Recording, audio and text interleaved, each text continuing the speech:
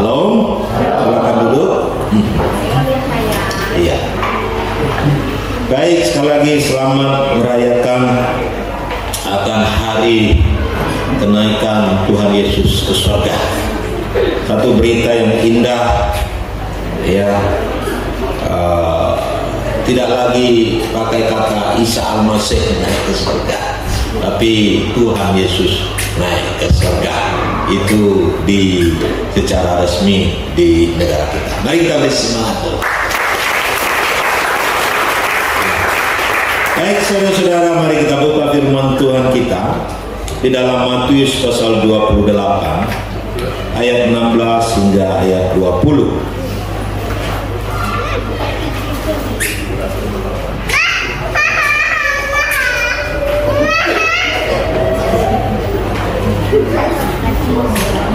Mari kita baca bergantian ayat firman Tuhan ini. Perintah untuk memberitakan Injil. Dan ke-11 murid itu berangkat ke Galilea, ke bukit yang telah ditunjuk Yesus kepada mereka.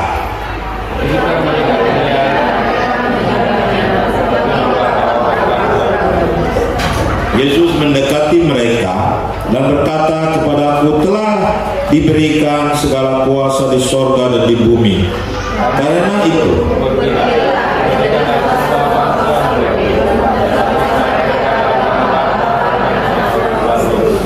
dan ajarlah mereka melakukan segala sesuatu yang telah kuperintahkan kepadamu. Dan ketahuilah, aku menyertai kamu senantiasa sampai akhir zaman. Bapak Ibu, kita buka lagi di dalam Injil Lukas.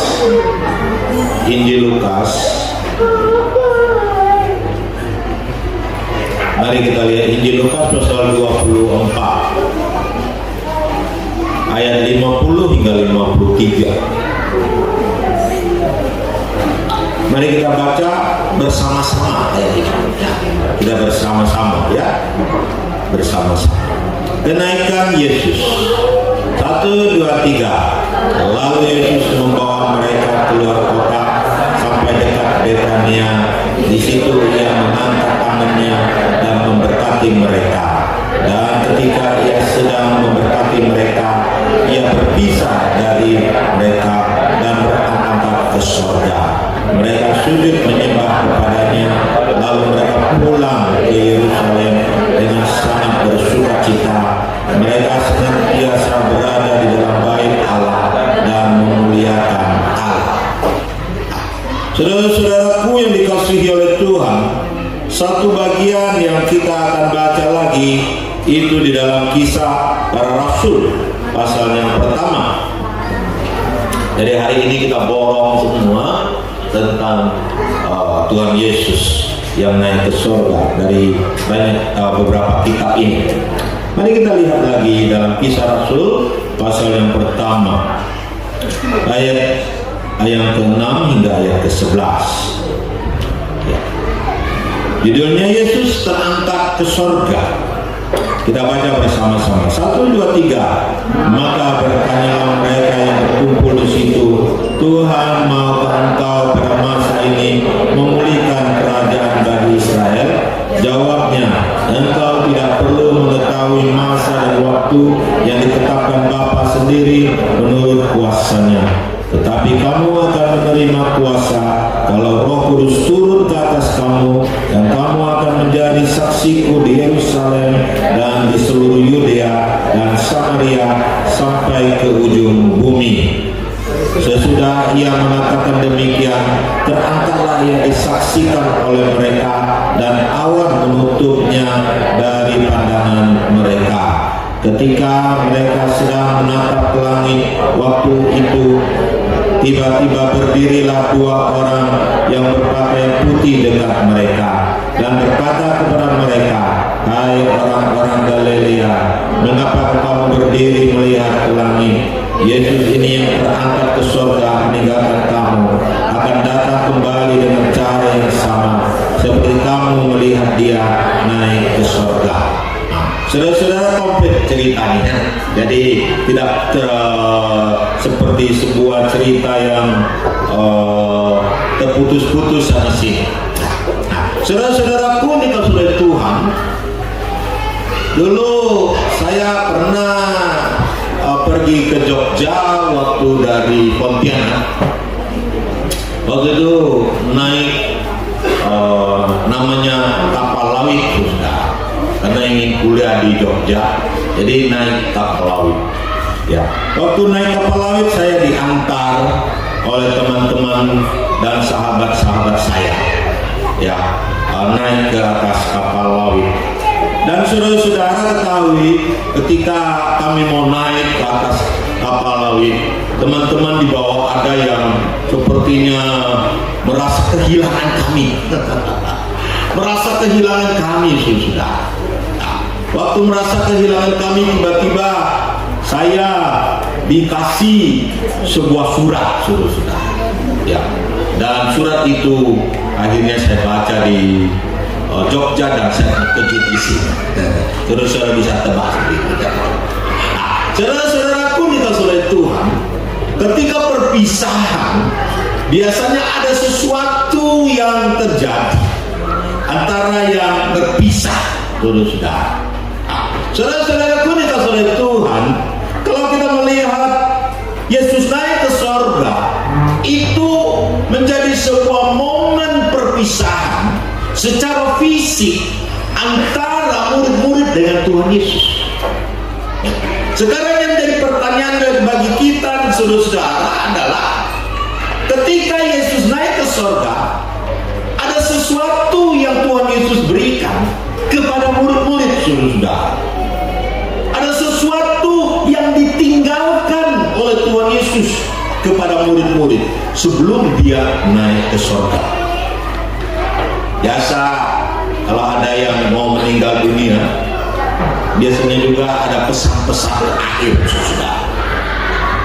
Sekarang yang jadi pertanyaannya, apakah pesan-pesan Tuhan Yesus yang terakhir itu, dan apakah yang ditinggalkan oleh Tuhan Yesus kepada murid-murid dan kepada kita semua pada hari ini, apakah yang diberikan oleh Tuhan kepada kita pada hari ini ketika dia naik ke surga? Saudara-saudaraku yang dikasih oleh Tuhan, untuk menjawab pertanyaan ini, saya akan memberikan singkatan apa yang Tuhan berikan kepada kita dengan kata bisa. Dengan kata bisa. Tapi bisa disebut di sini bukan racun, saudara-saudara, ya. Nah, bisa, B-I-S-A, saudara-saudara. Bisa. Itulah yang ditinggalkan oleh Tuhan Yesus kepada saya dan saudara-saudara, kepada murid-murid. Jadi tema kita adalah apa yang ditinggalkan oleh Tuhan Yesus kepada murid-murid, kepada orang percaya. Bisa.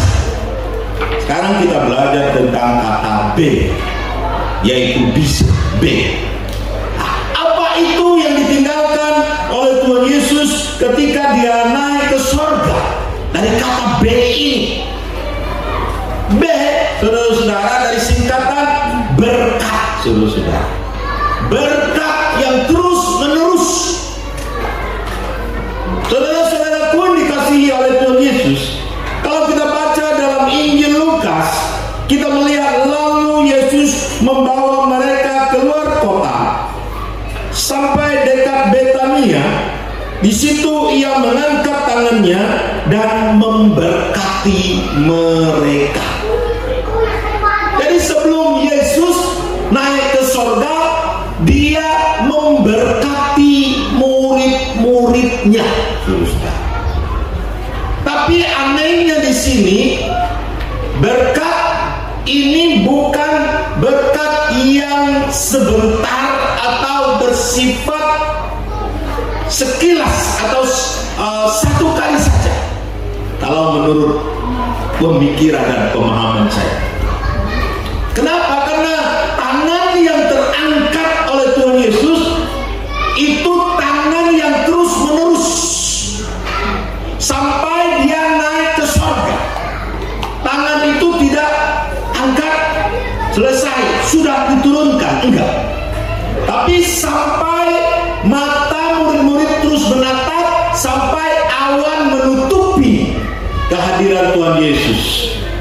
Saat itu saudara-saudara, jadi tangan itu terus terangkat untuk memberkati murid-murid, saudara. Jadi berkat yang dimaksudkan di sini adalah berkat yang terus menerus dalam seluruh kehidupan murid-murid dan seluruh kehidupan orang percaya. Tuhan sampai hari ini terus mengangkat tangannya memberkati saya dan saudara-saudara dalam seluruh kehidupan saya dan saudara-saudara. Amin. Beri semangat.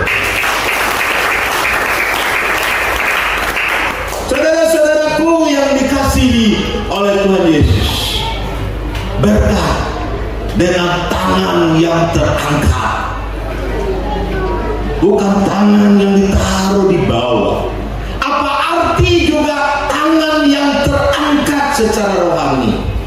Arti tangan yang terangkat adalah Allah siap menolong kita, Allah siap memberkati kita kapan saja, di mana saja, dalam kondisi apa saja. Allah siap memberkati saya dan saudara-saudara. Amin. Dia siap kapan saja dan di mana saja dan dalam kondisi apa saja. Dia memberkati saya dan saudara-saudara.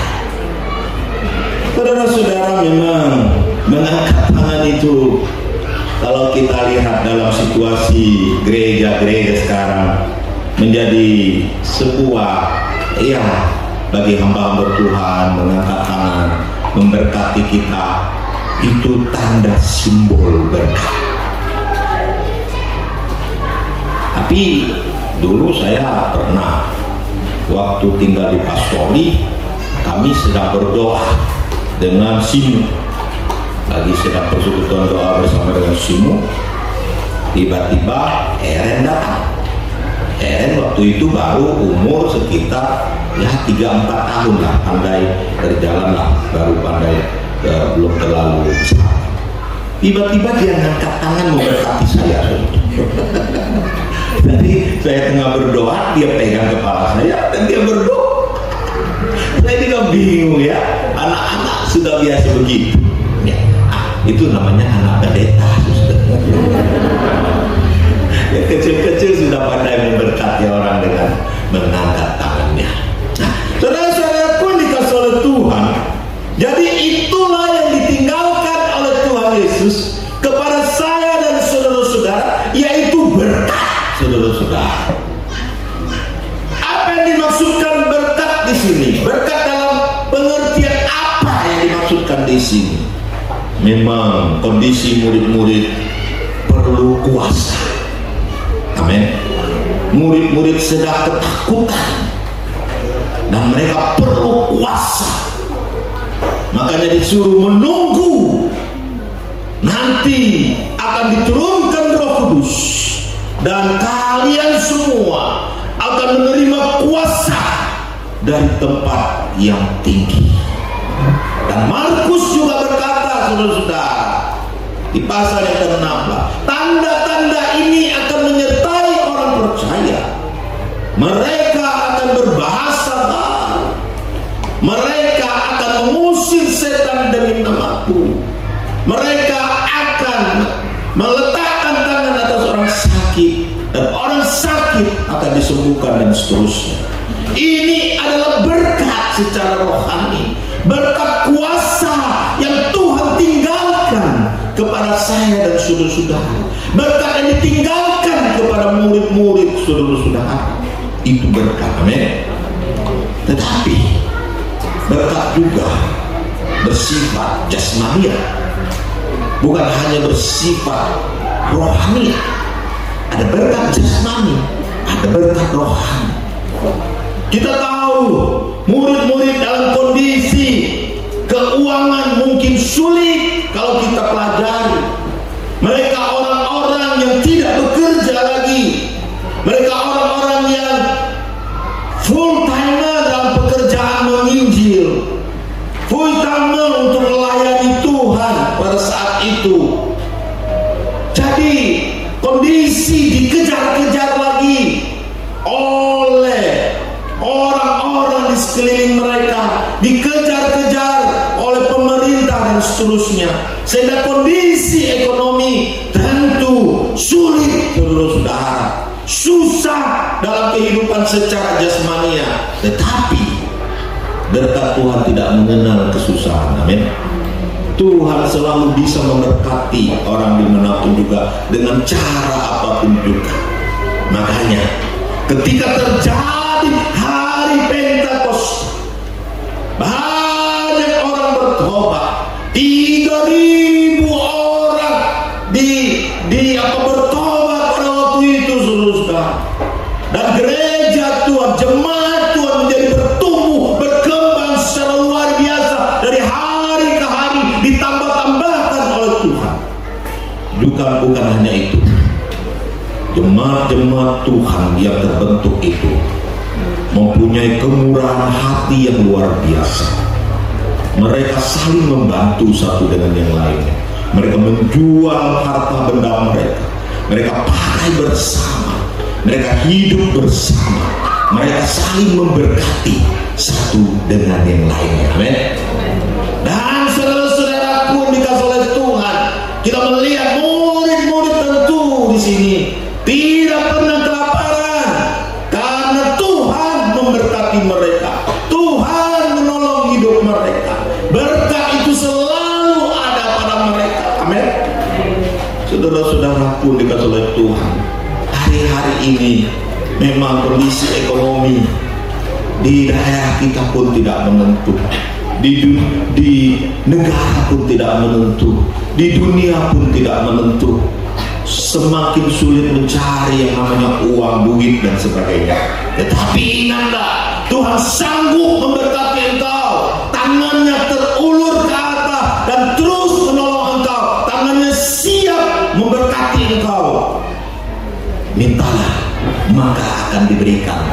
Ketoklah, maka pintu akan dibukakan bagimu. Carilah, maka kamu akan mendapat. Risma dulu. Sidang jemaat yang saya kasih dalam Tuhan Yesus, Yesus naik ke surga. Yesus menyediakan berkat bagi saya dan saudara-saudara. Berkat kuasa, berkat rohani, berkat jasmani, Tuhan berikan kepada saya dan saudara-saudara. Amin. Kemudian kita belajar yang kedua, BI, yaitu I. Apa tuh I? Saudara, I itu iman, tapi bukan sembarangan iman. Iman yang naik, saudara-saudara. Iman yang tinggi. Nah, saudara-saudara pun dikasih oleh Tuhan. Ketika murid-murid melihat Yesus, mengapa Yesus tidak menghilang begitu saja? Tidak. Tapi Yesus naik ke surga, ditatap oleh mereka sampai awan menutupinya. Saudara-saudara, ya, sampai awan, jadi naik ke atas, lalu ditutupi oleh awan di atas. Untuk apa Yesus seperti itu? Ini menggambarkan bahasa simbol bagi saya dan saudara-saudara. Ketika mereka menatap itu semua, iman mereka naik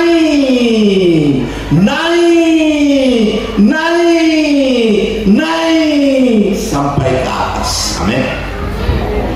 Iman yang naik.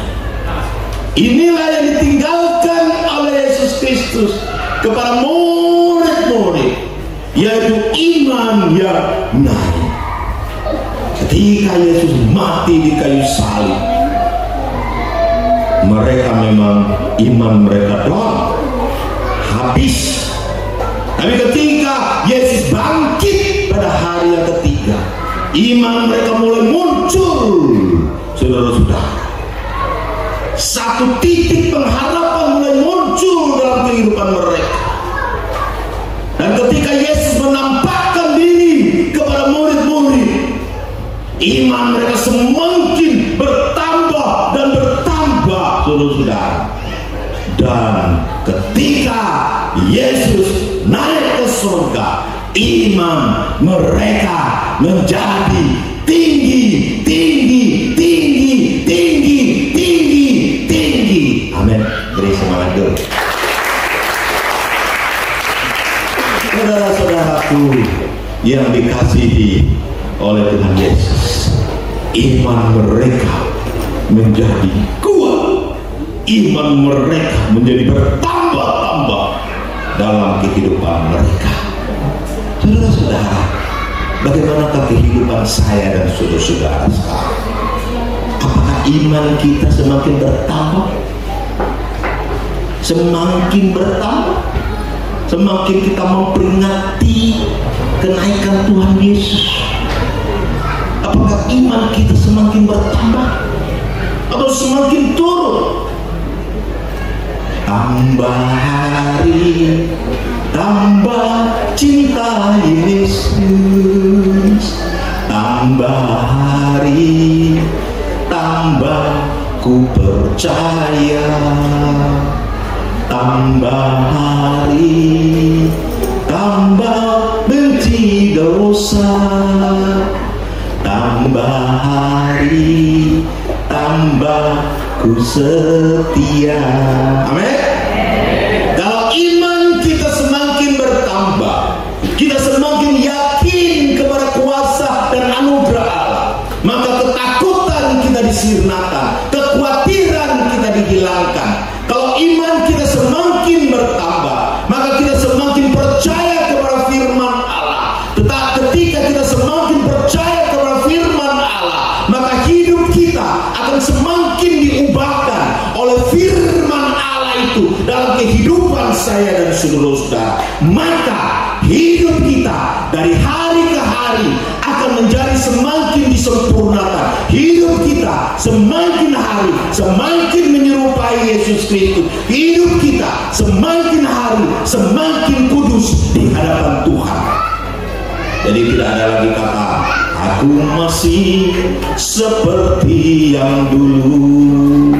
Tidak ada lagu itu lagi bagi orang Kristen. Tapi hidup kita menjadi semakin baik dari hari ke hari. Progresif iman kita semakin hari semakin baik. Hidup saya dan saudara-saudara dalam hidup ini. Amin. Beri semangat. Saudara-saudaraku yang dikasihi oleh Tuhan, yang ketiga kita lihat, setelah itu dia berbicara tentang S. Apa itu S, saudara-saudara? S itu sukacita. Alkitab berkata di situ, dan ketika ia sedang memberkati mereka, ia berpisah dari mereka dan terangkat ke surga. Mereka sujud menyembah kepadanya, lalu mereka pulang ke Yerusalem dengan sangat bersukacita. Amin. Sangat bersukacita. Saudara-saudaraku yang dikasihi oleh Tuhan, ketika mereka menyaksikan semua itu, hati mereka menjadi sangat bersukacita. Ketika Yesus bangkit pada hari yang ketiga, setiap pertemuan Yesus dengan mereka, Yesus berkata, damai sejahtera bagi kamu. Damai sejahtera bagi kamu. Berkali-kali Yesus katakan itu kepada mereka, damai sejahtera bagi kamu. Tetapi mereka terus merasa ketakutan, mereka terus merasa kekhawatiran. Tetapi ketika Yesus naik ke surga, dikatakan di situ, mereka pulang ke Yerusalem dengan sangat bersukacita, full full enjoy-nya. Jadi sangat-sangat bersuka cita mereka.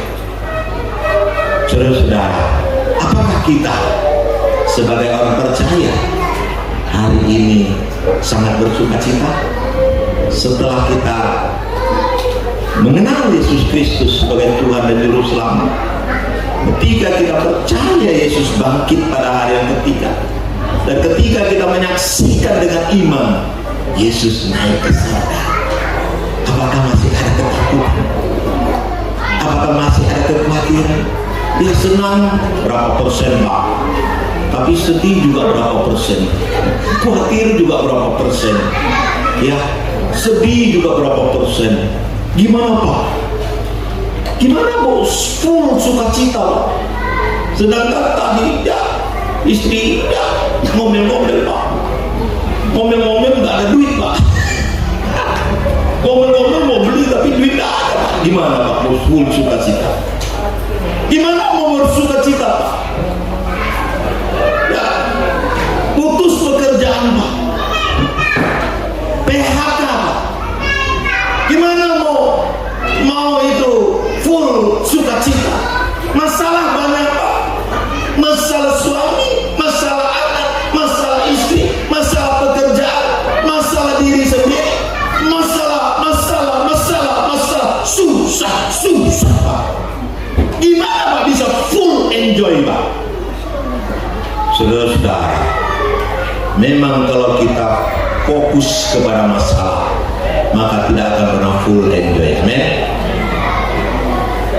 Tetapi full enjoy didapatkan manakala kita melihat kuasa Allah yang besar. Karena kenaikan Tuhan Yesus ke surga mau menunjukkan kepada kita bahwa kuasa Allah itu tidak terbatas, tidak bisa dibatasi oleh apapun juga, oleh alam ini, oleh hukum alam, oleh apapun juga. Setiap benda yang dilempar ke atas akan jatuh ke bawah. Amin. Betul tak? Nanti kalau ada yang dilempar naik ke atas bagaimana? Nah, itu tidak turun-turun lagi. Bingung kan? Bingung kan? Kalau Apollo itu ada pendorongnya, ada mesin pendorongnya. Tapi Yesus naik ke surga ada mesin pendorong? Enggak ada. Yesus naik ke surga tidak ada mesin pendorong. Berarti Yesus berkuasa atas alam jagat raya ini. Amin. Yesus berkuasa atas hukum gravitasi. Dia berkuasa. Kita sudah lihat dia mati di kayu salib, luar biasa, penuh kasih di sana. Dia bangkit pada hari yang ketiga, mengalahkan maut, dan dia menampakkan diri, menyatakan dia betul-betul ada, dan sekarang dia naik ke surga. Apakah ini tidak membuat kita sukacita? Membuat kita tidak perlu lebih takut hari ini. Amin. Ada lagu, ku menang bersama Yesus Tuhan, ku menang di dalam peperangan, ku menang atas segala setan. Haleluya, haleluya, ku menang. Haleluya, dia mati. Haleluya, dia hidup. Haleluya, dia naik. Roh Kudus turun. Amin. Yesus menang. Ketika berada di atas kayu salib, Yesus menang melawan dosa, melawan iblis. Ketika Yesus berada di dalam kubur dan bangkit pada hari yang ketiga, Yesus menang atas kuasa alam maut, atas kuasa iblis dan setan, atas kuasa dunia ini, atas kuasa apapun juga. ketika Yesus naik ke surga, Yesus menang atas alam semesta ini dan seterusnya. Yesus menang, Yesus menang, Yesus menang. Lalu anaknya, kita kalah, kita kalah, kita kalah, gitu. Bapak saya menang, tapi saya kalah. Oh, kalau saudara-saudara nggak mau MB, sudah nggak usah panggil Bapak lagi sama Yesus. Nanti doa jangan panggil Bapak. Kita panggil Yesus apa? Bapak kita yang di surga, Heavenly Father. Bapak yang di surga, Heavenly Father. Bapak kita pemenang, kita pecundang. Apa kayak gitu? Ya, Bapak kita menang, maka kita menang. Inilah yang membuat sukacita yang besar kepada murid-murid. Amin. Karena mereka menjadi lebih daripada pemenang. Kata Alkitab, Rasul Paulus berkata, kita ini lebih dari pemenang. Kalau menang 1 kali itu biasa, menang 2 kali biasa, tapi kalau menang 3 kali luar biasa. Amin. Yesus luar biasa. Mengapa mereka bersukacita? Apa yang membuat mereka bersukacita? Karena mereka tahu firman yang diucapkan oleh Yesus itu benar, dia bersukacita. Yang kedua, mereka bersukacita karena mereka tahu mereka akan masuk surga. Karena di dalam Yohanes pasal 14 Yesus berkata, aku pergi kepada Bapa, aku naik ke surga untuk apa? Menyediakan tempat bagimu. Mereka bersukacita karena mereka tahu Yesus naik ke surga dan Yesus menyediakan tempat bagi mereka di surga. Amin. Kalau dunia ini tidak bisa membuat engkau sukacita, kalau berkat-berkat yang Tuhan berikan tidak bisa membuat engkau sukacita, ada satu yang harus membuat engkau sukacita, yaitu ketika engkau dipanggil oleh Tuhan, engkau ada tempat di surga. Itu membuat sukacita kita yang luar biasa. Amin. Kita adalah orang-orang yang sedang menuju surga.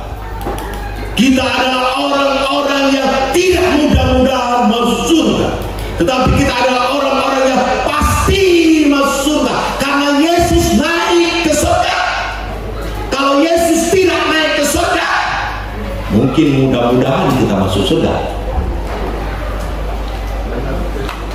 Perkataan Yesus, kamu akan di mana aku berada, kamu akan berada.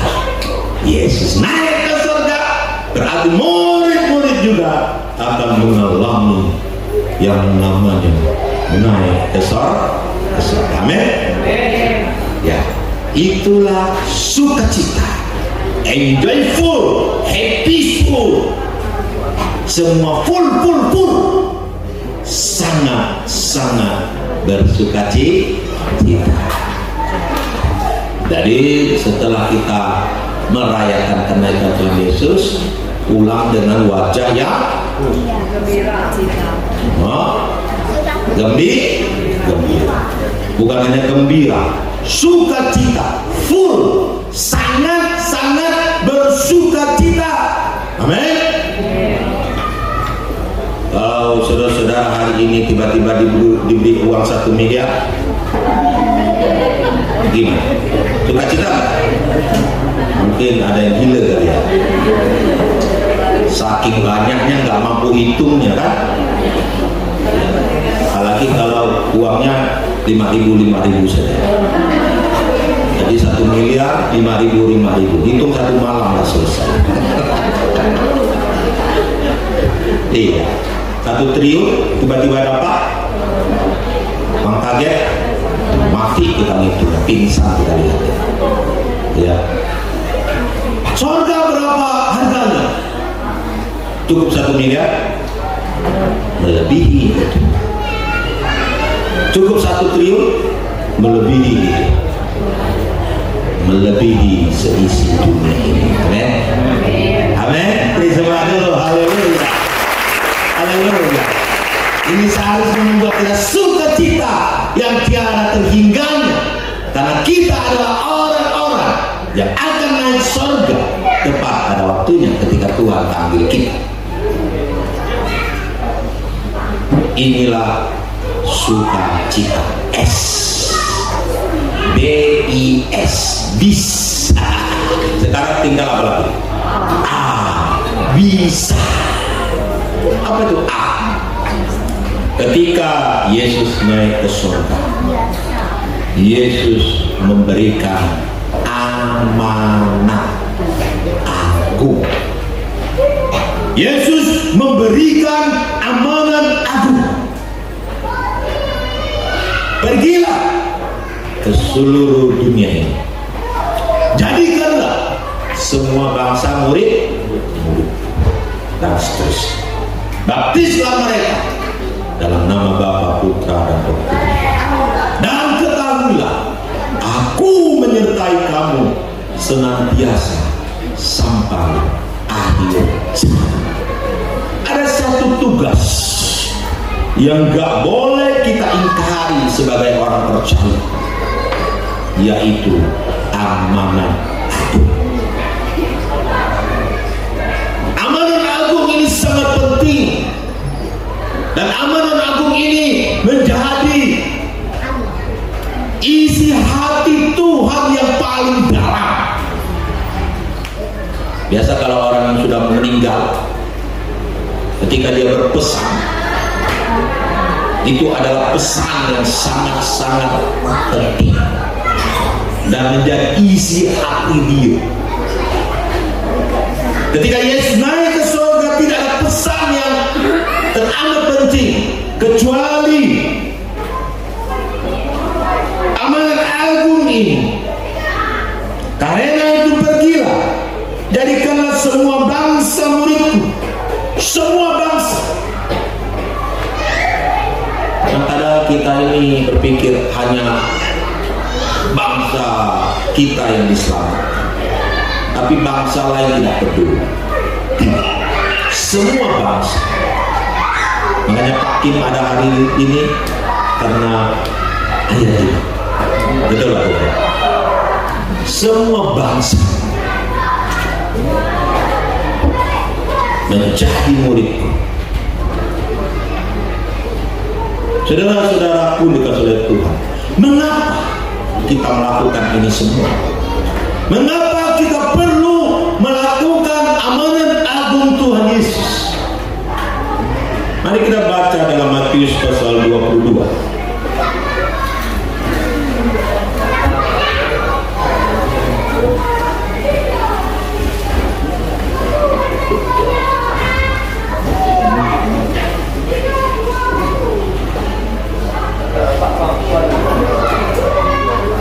Ayat 37 hingga ayat 39. Kita baca bersama-sama. 1, 2, 3. Jawab Yesus kepadanya, kasihilah Tuhan Allahmu dengan segenap hatimu, dan dengan segenap jiwamu, dan dengan segenap akal budimu. Itulah hukum yang terutama dan yang pertama. Dan hukum yang kedua yang sama dengan itu ialah kasihilah sesamamu manusia seperti dirimu sendiri. Saudara-saudara, kita tahu ini isi hati Tuhan. Kita tahu ini inginnya Tuhan yang tertinggi dalam hidup saya dan saudara. Dengan Nabi Tuhan Yesus,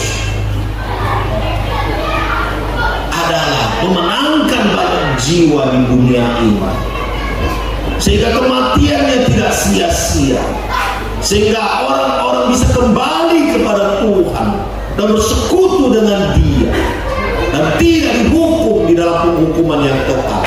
Allah adalah kasih adanya. Allah sangat mengasihi seisi dunia ini, saudara. Ketika kita mau melakukannya, mengapa kita melakukannya? Karena kita mengasihi Tuhan. Amin. Ketika engkau mengasihi apa, engkau akan mencari apa yang jadi kesukaan Dia. Amin. Engkau tidak akan membuat Dia sedih. Engkau akan melakukan apa yang Dia sukai dan Dia senang. Kalau engkau mengasihi Dia, kalau engkau mengasihi istrimu, maka engkau akan mencari hal-hal yang menyenangkan bagi Dia dan menyukakan hatinya. Kecuali engkau membenci Dia. Ketika engkau mengasihi anak-anak, engkau akan membuat anak-anakmu berbahagia. Engkau akan melakukan apa yang membuat hati mereka senang dan hidup mereka menjadi enak dan nyaman. Ketika engkau mengasihi Tuhan, engkau akan melakukan apa yang Tuhan senangi. Amin. Engkau akan melakukan isi hati Tuhan. Apa itu isi hati Tuhan yang tertinggi? Yaitu menyelamatkan dunia ini. Amin. Beri semangat dulu.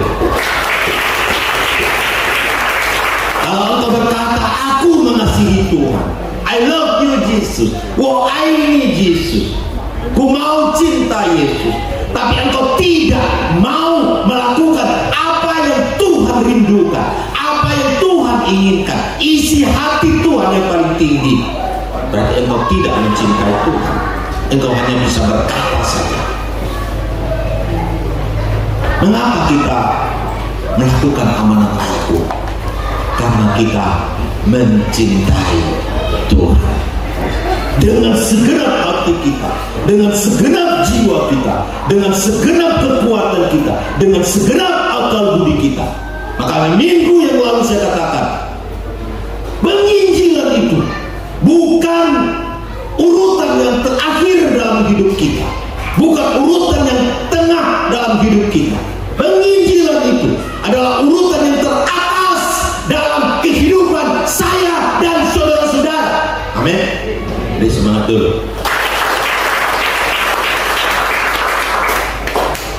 Saudara-saudara, mengapa kita penginjilan? Mengapa kita melakukan amanat agung Tuhan Yesus?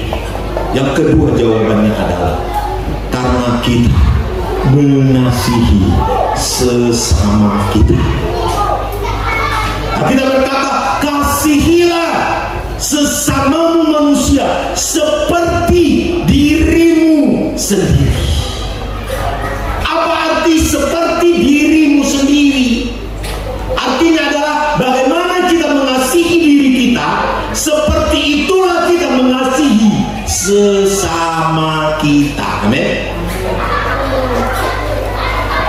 Kita mengasihi diri kita, mendandami tubuh dengan baik, memelihara tubuh dengan baik,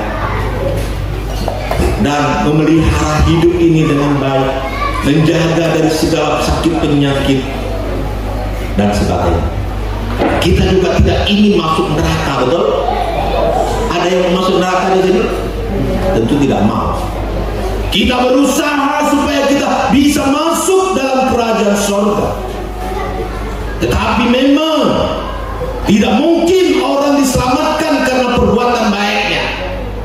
Karena semua orang telah berbuat dosa dan telah kehilangan kemuliaan Allah. Manusia tidak bisa diselamatkan oleh perbuatannya sendiri. Manusia hanya bisa diselamatkan kalau dia percaya kepada Tuhan Yesus. Dia menerima Tuhan Yesus sebagai Tuhan dan Juru Selamatnya yang hidup. Baru dia bisa masuk dalam kerajaan surga. Dan saudara-saudara, kita mau masuk surga. Dan kita hari ini sudah yakin kita masuk surga. Tetapi saudara-saudara, banyak tetangga-tetangga kita di sana, banyak teman-teman kita di luar sana, banyak sahabat-sahabat kita di luar sana, bahkan mungkin suami kita yang ada di luar sana, bahkan istri kita mungkin, bahkan anak kita mungkin adik kita, mungkin kakak kita, mungkin famili kita yang belum percaya kepada Tuhan Yesus. Kalau engkau mengasihi dirimu sendiri, engkau masuk dalam kerajaan surga, engkau juga harus membawa dia masuk surga. Mengasihi sesama bukan karena dia baik, amin, bukan karena dia telah berjasa kepada kita, bukan karena dia itu luar biasa bagi kita, membantu kita dan sebagainya, tidak. Tetapi karena bagaimana kita mengasihi diri kita sendiri, bagaimana juga kita mengasihi dia. Kita masuk surga, kita juga ingin semua orang masuk surga, amin. Seorang pengkhotbah berkata, saya kalau bisa saya masuk neraka, semua orang masuk surga. Memang ada harga yang harus dibayar dalam penginjilan. Seorang Eliot dan teman-temannya, 4 orang temannya, pergi Ekuator. Mereka tidak tahu suku ini, mereka bukan teman suku ini, bukan juga saudara, bukan juga orang-orang yang hebat bagi mereka, bukan juga sahabat-sahabat mereka. Tetapi karena kasih mereka kepada orang-orang di Ekuator, karena mereka tahu kalau orang-orang Ekuator ini, suku-suku yang ada di sana tidak percaya kepada Tuhan Yesus, maka mereka akan masuk neraka. Akhirnya Eliot bersama dengan temannya pergi ke sana. Tetapi tragisnya, saudara-saudara, akhirnya Eliot dan teman-temannya akhirnya dibunuh di sana, bahkan mati kena ditombak oleh suku yang ada di sana. Tetapi dengan darah martir ini, akhirnya suku ini, singkat ceritanya, akhirnya dimenangkan untuk Tuhan. Beri semangat. Seorang bernama Joyce, seorang perempuan belum menikah, bekerja menjadi misionaris di Papua, dan akhirnya mati di Papua. Mengapa mati? Karena pesawat yang dia kendaraan akhirnya rusak waktu penginjilan, waktu mengantar bahan-bahan untuk penginjilan, dan mati. Seorang darah yang masih lajang mati karena penginjilan. Seorang yang bernama Standai dari Australia juga ditembak dengan panah, 4-5 panah mengenai tubuhnya, luka, tapi dia tidak patah semangat. Dia tetap terus melayani Tuhan di ladang penginjilan yang Tuhan berikan bagi dia di Papua. Dia tidak menyerah walaupun tubuhnya sudah penuh dengan luka. Dan singkat cerita, dia diserang kedua kali dengan panah yang berduri, puluhan panah diserang ke tubuhnya, dan akhirnya dia mati bersama dengan seorang temannya yang bernama Philip. Saudara-saudaraku yang dikasihi oleh Tuhan Yesus, memang harga penginjilan itu ada, tapi beranikah kita membayar harga penginjilan? Inilah amanat agung Tuhan Yesus. Amin. Amanat agung Tuhan Yesus harus disampaikan kepada seluruh bangsa, seluruh suku bangsa, dimanapun mereka berada. Hari ini Tuhan Yesus mau bersabda, memberikan kita 4 hal. Bisa, B-I-S-A. Amin. Berkat, iman, sukacita, dan amanat agung. Kiranya Tuhan memberkati kita. Mari kita bangkit. Haleluya. Kita memuji Tuhan. Ku menang bersama Yesus Tuhan. Ku menang bersama Yesus Tuhan.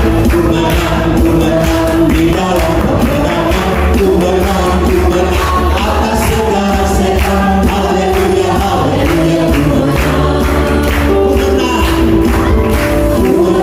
Ku menang bersama Yesus Tuhan. Ku menang di dalam peperangan. Ku menang atas segala setan. Haleluya, haleluya. Ku menang. Haleluya, haleluya.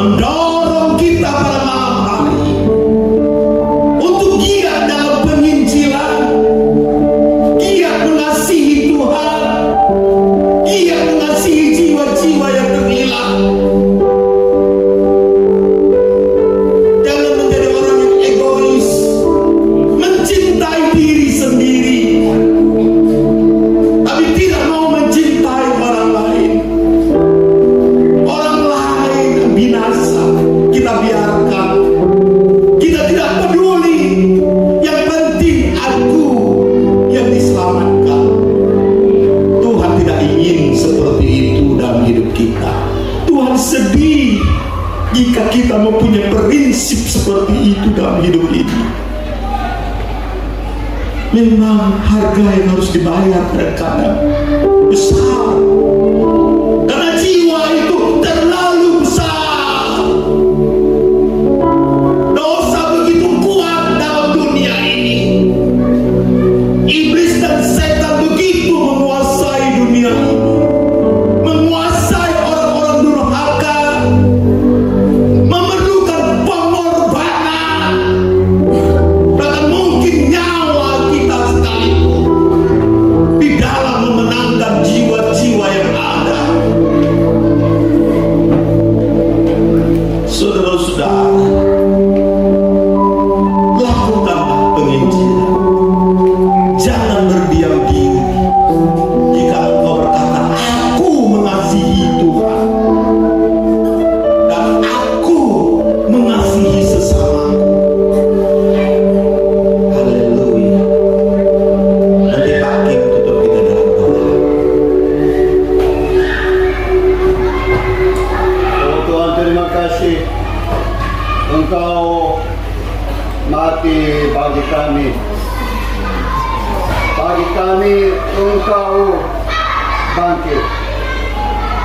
Bagi kami Engkau naik ke surga. Karena Engkau sudah berjanji kepada kami, aku pergi, pasti aku mengutus Roh Kudus bagimu semua. Waktu Engkau tinggal di dunia, hanya Engkau bisa membantu bangsa Israel dan sedikit orang. Tapi sekarang Engkau sudah naik, kemudian Engkau mengutus Roh Kudus. Jadi dimanapun Engkau bisa menolong, membantu, mendukung semua anak-anak Allah Bapa. Oh Tuhan, jadi kami sudah diberkati oleh Tuhan. Oh Tuhan, terima kasih. Engkau kasih iman dan sukacita dan keadaan juga. Tuhan, terima kasih.